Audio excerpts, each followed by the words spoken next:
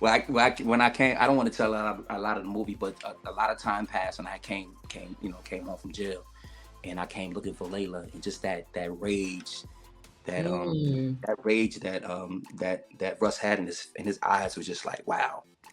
that I, was I you. scared myself. Yeah, I was like, whoa. I was like, whoa. He turned on this like, whoa, like he going for blood. He didn't care who was in his way. He just was knocking just anybody that was in his way, and it just happened to be Right. the girl, her new girl. All I'm saying is, baby, we need more product for more money, all right? Fucking trying. I'm But working. try harder. Bitches don't give a fuck. Just get creative. All they want is ass. You thinking too much. You doing too much thinking. Just get more shit. Doing the best I fucking can, Russ. Listen, we don't need to be talking about this, all right? Just get more product, all right? Let's get this money. All right, give me a kiss. Give me a kiss. No, don't do it. Let's get more money first.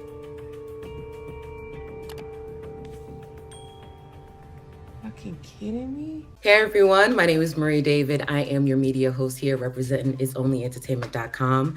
And today I have a special guest with me. He is a singer, he is an actor, he is a two-time Soul Train Award nominee. Y'all give it up for Armeen Acy. Yeah, thank you, thank you, thank you. Clapping it up for you. Yeah. What's up? How you feeling? I'm good. I'm feeling really good. Okay. All A lot right. going on. Yeah. Yeah, so first of all, I want to congratulate you on your new project, Botch, streaming on Tubi. Is there any other platforms that is streaming on right now? So right now it's on Tubi. Okay. It's I'm hearing the director saying Al Nuke. Shout out to Al Nuke. He's saying it's gonna be on other platforms. Hmm. But right now it's exclusively on Tubi. I love it. I love it. And we're going to get into the acting and all of that. But I wanted to learn a little bit about you. Tell me a little bit about yourself. Okay, cool. Well, my name is originally my name is I was going as Shalit. That was my name in the Yes. beginning. I wound up changing it, but I grew up in the Bronx, New York. Moved to Charleston, South Carolina. We did that. I mean, by the age of 12, I was in Charleston, South Carolina. Then moved back to New York to pursue my career. I won Showtime at the Apollo twice, and that kind of opened up doors for me to get to my record deal, which is what I was going for. Uh, Okay. I did the open mic circuit in New York. Shout out to Maria Davis, Sylvia's, Melba Wilson. I did that whole thing, and I pretty much honed my skills as a singer. And wanted to sign up with Universal Records and Okay. doing that whole bit. Yeah, Yeah. When did you discover your love for singing? man. I would have to say just toddler age. I was the kid where instead of playing with toys, I would go through records. I would see a record player and I'd be fascinated with the big Right. albums and stuff like that, and the CDs, and I'd be going through music and wondering who's the artist and who wrote what and who performed, who were the background singers. Like I was always fascinated with music making and the business behind it. Yeah. Who were some of your favorite artists that you Uh, remember as a kid that you heard them sing and you were like, okay, I want to do that too? Gotta be Stevie Wonder. One was Okay. one of my favorites. Donny Hathaway, another one. Michael Jackson, all the greats. Whitney Houston. Um, Luther Vandross, another one. Yeah, Usher. Sure, I know. Shout You out just to killed Usher. it at the Super Yeah, he Bowl. killed it. He killed it. That was always one of my favorites. Just seeing him, just do his thing. Growing, me even growing up as a teenager, just watching him just kill it. You know what I'm saying? Me, just looking up to him, being like, I wanna do that one day too. Yeah. Yeah, yeah. So we know that you love to sing, and then now you're in this acting world. How did acting fall into your lap? I've always wanted to like I was fascinated with music, and I've always been fascinated with acting as well. Like Hmm. performing and just being on stage. I think it's all goes hand in hand. Right. But for me, acting was something that I just never pursued because I was always pushed to be a singer. You know, Okay. it's like people. I guess my mom and my dad and my family, they heard that I had a singing voice before they knew that I can act, because Okay. it's like, as a kid, you don't really know that, what I'm saying? You got to really Right. see that in somebody. But you know, as a singer, you know, I guess they recognized that first. I was always pushed to do that, and so I always pursued the music, but I always in the back of my mind, like I wanna be an actor. I just never had a moment to pursue it until some things happened in my career, my singing career, where it wasn't really working out the way I saw it in my head, and some things Okay. happened. My manager wound up passing away, and I said, you know what, this is an opportunity now for me to transition and to do something that I've always wanted to do, which is act. You know, so I went full force with it, and I didn't look back. I love that. So let's go into Botch. So in this film, you're playing Russ. I played, Um, yeah. yes, is this suspense thriller that dives into the world of illegal and deadly botch surgeries. I want to know, what was the first thought that came to mind when you read the script? Like, you were offered this role and you read the script. Like, what was going on through your mind? I was like, how am I gonna play this this role? Like, this is my first my breakout, you know, role. You know, and Right, it was in reading the script. I was like, this is gonna be demanding. It's gonna pull a lot out of me. You know, it's different layers to this character. You know, he just plays a character who people would say is a bad guy, but he was just a guy in a desperate situation, I feel. right. And he turned violent. You know, he turned very violent, and towards women as well. And that's something that, I mean, I was taught growing up not to hit women and not to, you know, I have a twin sister, and she would take advantage of the fact that I didn't hit her ass back. Oh, excuse me, I don't know if I heard. But she would take advantage. She would take advantage of the fact that I didn't hit her back because, you know, Right, I was taught, don't hit, you know, don't hit your sister. Boom, boom, boom. So right. for me, it's like, you know, when I was finally given permission to hit a female, hit a woman by the director, it was like, you know, of course you're acting, so it's like, but when you're acting, it's like you're really in the moment. So I felt like I was Mhm. really like I felt like I was really going in. Right. So for me, reading the script, I was like, man, I gotta hit a woman. I gotta be this character that, you know, that's far it's a departure from who I am. But Yeah, I also accepted it because I'm like, you know, I want people to take me seriously as an actor. You know, right. I want people to see me on the screen and be like, yo, he did his thing with the music, but yo, he killing it. And that's the type of response that I needed, you know. And so Yeah. far it's so good. It's, you know, people recognize me and they respect me as an actor. So that's what I needed. Yes, yes, congratulations. Thank So, you. I mean, with this role, it seemed like, you know, it's very intense, it's dark. So how do you prepare yourself? Because you, again, you know, you said the way you grew up, you were taught to respect women, to not put your hands on women. And here's a role where you have to, you know, display those acts. So I just wanted to know, like, how did you prepare yourself mentally for the role? And then afterwards, was that something that kind of lingered on in your mind? Like, how did you kind Mhm, of shake from it after mhm, that scene with, after they said cut? How did mhm. you shake it off? I'll shake it off. Well, Mhm, preparing for it was, I mean, when you have a director like Al Nuke, shout out to Al, man, he's the writer, mhm, producer, and director of it. It was his vision, and going into it, you know, I just knew that I had to bring it, you know. And as an actor, you want the director to be happy, and right. so going into it, I just heard him in my ear, like, bro, I need you to go there.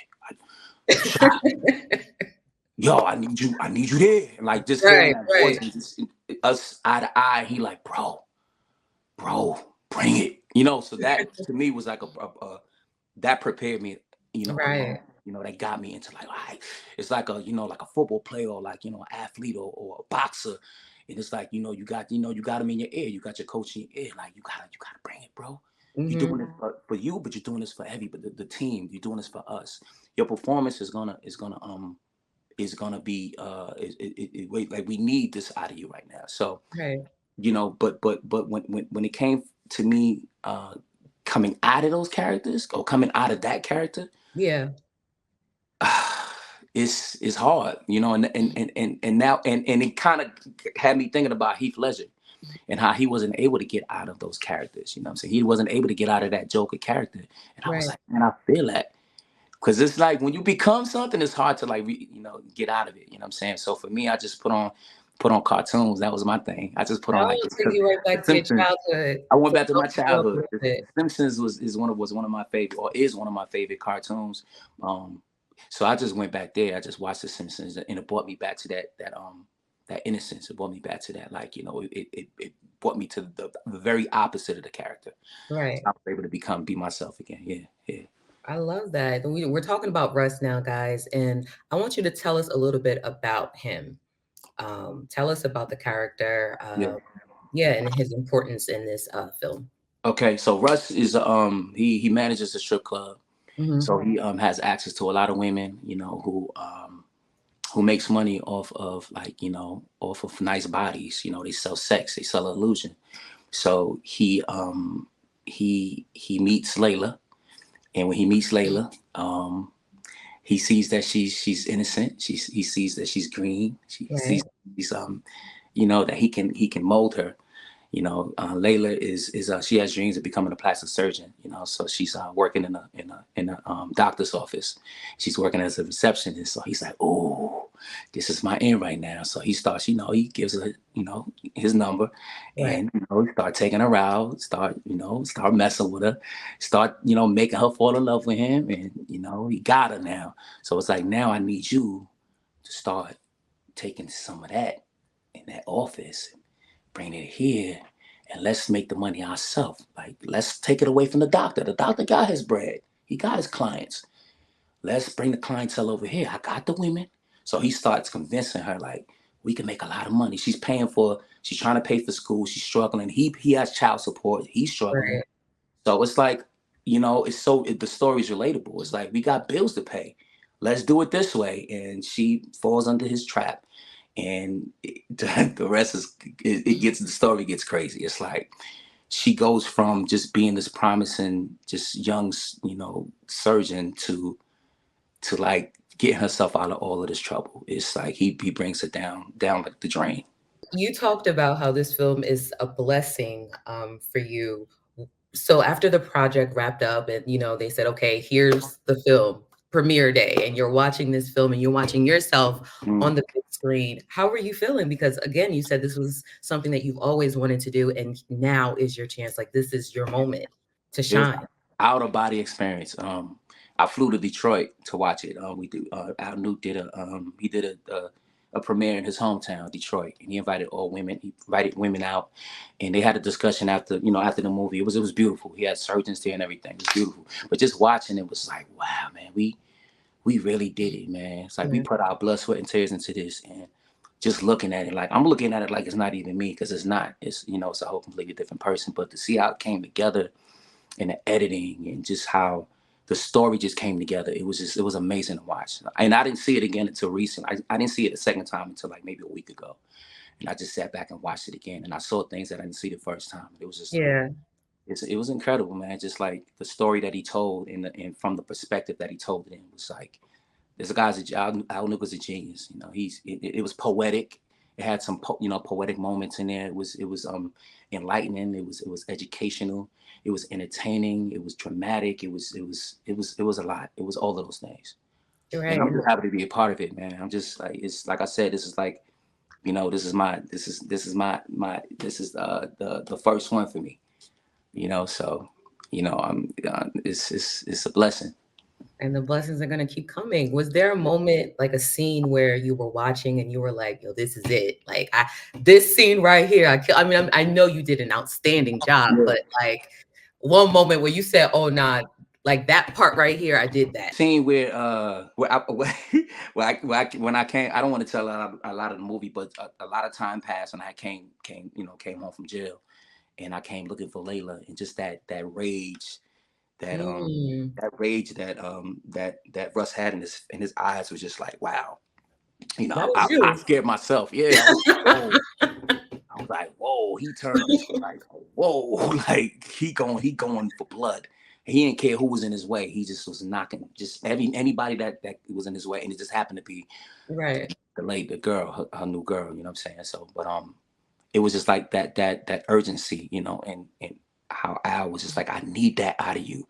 And so for me to see what his vision, just watching it on TV, I was like, that's what he wanted. And that's what, and it took a minute for me to get there, but because I thought I was doing the best I could. I was like, he's like, no, it ain't there yet. I needed a little bit more. So I'm like, dude, I'm at the top of my, he's like, no, you ain't.